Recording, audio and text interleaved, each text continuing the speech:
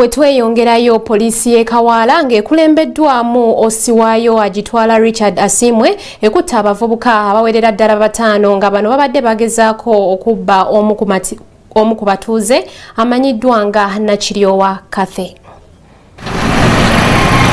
Yabadde batulugunya Kawaala n'ebitundu ebiriraanye Kampala. Mukazi wange nno mundabirire Robert aleme kubonaabona. Kathe esimye with that.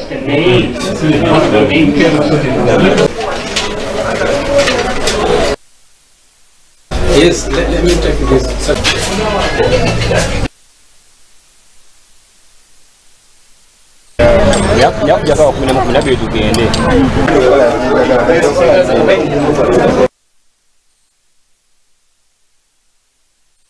Nenga poliisi twadduse mbiro ne tubakwata twakutteyo abavubuka 5 tangu gwaguddwako ogwa aggravated robbery era abakola ku byokunoonyereza bali mu kunoonyereza abavubuka bano definitely tujja bakolako ng'amateeka wegalagira.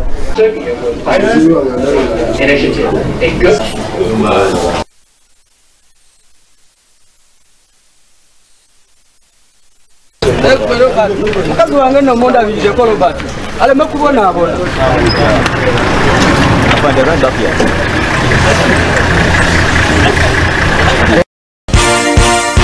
This is Kingdom TV.